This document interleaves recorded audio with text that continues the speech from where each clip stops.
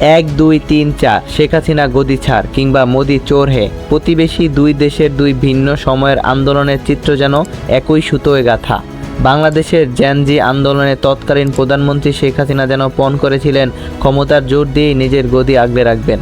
কোঠা আন্দোলনের শুরুর দিকে শিক্ষার্থীদের দাবি মেনে নিলে হয়তো গল্পের পরিণতিটা ভিন্ন হতে পারত, কিন্তু তার এক রেখা সিদ্ধান্তই শেষ পর্যন্ত তার অহংকারকে চূর্ণ বিচূর্ণ করে দেয়। ঠিক তার 2 বছর পর এই জুলাই মাসেই একই রকম এক গণ আন্দোলনের ঘূর্ণিঝড় আঘাত হানে ভারতের রাজধানী নয়াদিল্লিতে। নিট পরীক্ষার প্রশ্নপত্র ফাঁসকে কেন্দ্র করে ভারতের জেনজি প্রথমে শিক্ষামন্ত্রী ধর্মেন্দ্র প্রধানের পদত্যাগের দাবি তোলে।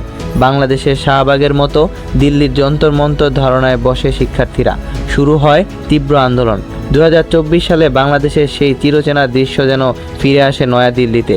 শাহবাগ থেকে শুরু হওয়া আন্দোলন যেমন ছড়িয়ে পড়েছিল সারা দেশে, দিল্লির আন্দোলনও ঠিক তেমনই রূপ নেয়।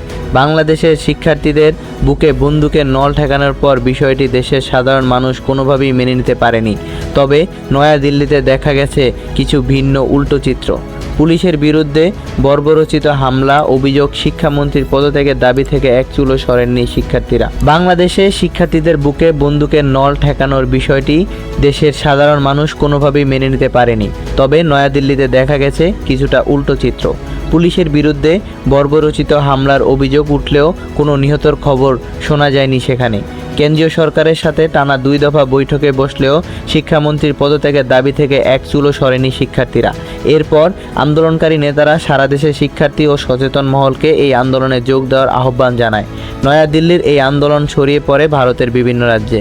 ঠিক 2 বছর আগে বাংলাদেশের মাটিতেও বৈষম্য বিরোধী ছাত্র আন্দোলনের সাথে একইভাবে সংহতি জানিয়েছে দেশের বিভিন্ন রাজনৈতিক ও ছাত্র সংগঠন।